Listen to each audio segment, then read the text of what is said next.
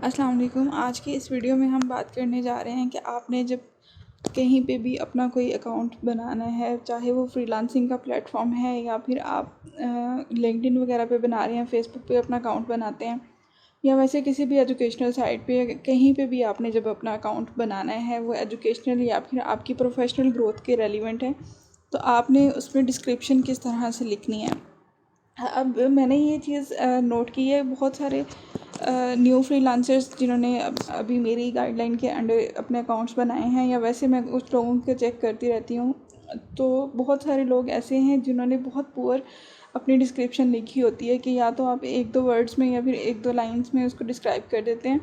और उसमें ये होता है कि बहुत ही पुअर ग्रामर आपने यूज़ की होती है, कोई किसी किस्म का सेंटेंस का कोई स्ट्रक्चर ही नहीं बन रहा होता, ना आपने कोई कैपिटल लेटर्स को देखा होता है कहाँ पे कैपिटल लेटर्स आने हैं, कहाँ पे स्मॉल लेटर्स आने हैं,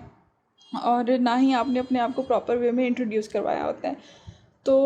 मैं आप लोगों को बताती चलूँ कि डिस्क्रिप्शन का मतलब ये होता है कि आप अपने आप को डिस्क्राइब कर रहे हैं कि आप क्या करके दे सकते हैं, आप कितने कैपेबल हैं, आपके वर्क की क्वालिटी क्या होगी, आप क्या स्टैंडर्ड्स डिलीवर कर सकते हैं, और क्लाइंट को आपसे क्या एक्सपेक्टेशंस रखनी चाहिए। अब जब आपने सेंटेंस ही इतना अजीब सा वहाँ पे लिख दिया है कि उसकी समझ ही नहीं आ रही, आई को आपने कैपिटल करना था लेकिन आपने स्मॉल कर दिया, जहाँ पे आपने कॉमा लगाना था वहाँ पे आपने फुल स्टॉप लगा दिया, या फुल स्टॉप लगाने वाली जगह पे आपने कॉमा नहीं लगाया, सेमी कॉलन्स नहीं लगाए, या फिर कुछ भी चीज़ आप लोग जब स्टार्ट करते हैं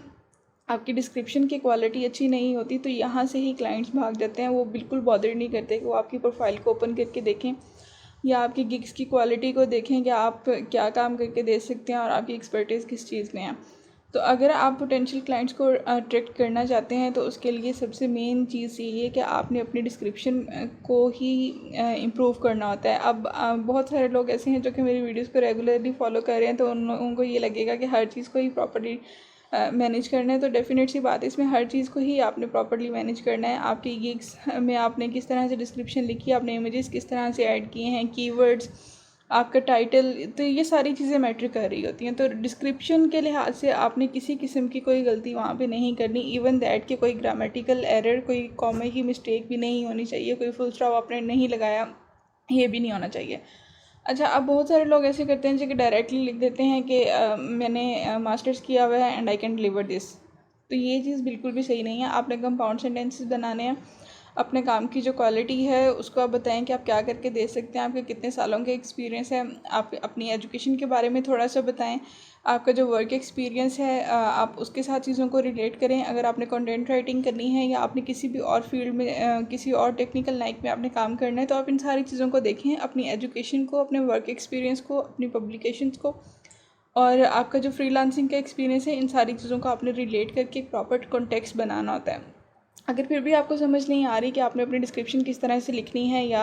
आप इसको फर्दर कैसे इम्प्रूव कर सकते हैं, तो आप ऐसे करें जैसे मैंने आपको प्रीवियस वीडियोस में भी ये चीज़ बताई थी कि डिफरेंट अपनी कैटेगरी के लोगों को देखें, जो कि टॉप परफॉर्मर्स हैं या टॉप सेलर्स हैं, उनके अकाउंट्स ओपन करें, वहाँ पे जाके देखें लोगों ने अपनी डिस्क्रिप्शन किस तरह से लिखी हुई है, वो क्या क्या चीज़ें वहाँ पे बता रहे हैं क्लाइंट्स को, तो आप उसके अकॉर्डिंग फिर मॉडिफाई भी कर सकते हैं। और एक चीज़ का आपने बहुत ख्याल रखना है कि आपने इसको कॉपी पेस्ट बिल्कुल नहीं करना। अगर आप कॉपी पेस्ट करेंगे तो ये कॉपी राइट्स जाएंगे, और जो भी फ्रीलांसिंग प्लेटफॉर्म होगा वो डेफिनेटली आपको ही इसमें रिपोर्ट किया जाएगा और आपको वार्निंग नोटिस भी भेजा जाएगा। ठीक है, तो आपने इसमें क्लैरिटी और कंसाइजनेस को मेंटेन करना है, किसी किस्म की कोई ग्रामेटिकल एरर्स नहीं आनी चाहिए, और कोई बहुत ज़्यादा लंबे चौड़े सेंटेंसेस या कोई पैराग्राफ्स लिखने की ज़रूरत नहीं होती। आप मैक्सिमम 4 से 5 लाइन में, 3 से 4 लाइन्स में इसको एक्सप्लेन कर सकते हैं, लेकिन ये है कि आपकी एक्सप्लेनेशन प्रॉपर होनी चाहिए। उसमें ये ना हो कि I am post graduate in agriculture लिख के आगे कॉमा वो फुल स्टॉप लगा दें, उसके बाद कह दें कि मुझे ये बॉटनी का नॉलेज है, ये प्लांट्स का। तो आप ये बताएं आपके पास टेक्निकल नॉलेज क्या है, आपने इसकी इम्प्लीमेंटेशन किस तरह से की हुई है,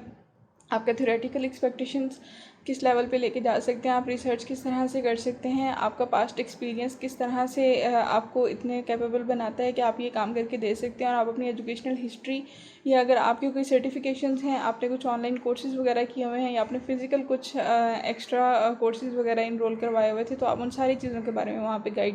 गाइड करें और प्रॉपर सेंटेंसेस बना के अपनी डिस्क्रिप्शन अच्छी सी लिखें। अगर आपकी डिस्क्रिप्शन अच्छी होगी तो डेफिनेट सी बात है कि क्लाइंट्स आपको हायर कर सकते हैं। लेकिन अगर आपकी डिस्क्रिप्शन बहुत पुअर है, आपने उसमें बहुत ज़्यादा मिस्टेक्स की हुई हैं, तो क्लाइंट्स कभी भी बॉदर नहीं करेंगे कि वो आपके अकाउंट में जाके आपकी गिग्स को खोल के देखें या फिर आपका एक्सपीरियंस देखें कि आपके पास टेक्निकल स्किल्स क्या हैं और क्या नहीं है। तो जितनी ज़्यादा आपकी डिस्क्रिप्शन अच्छी होगी उतने ही ज़्यादा आपके हायरिंग के चांसेस ज़्यादा होते जाएंगे। Signing off Tabinda Athar.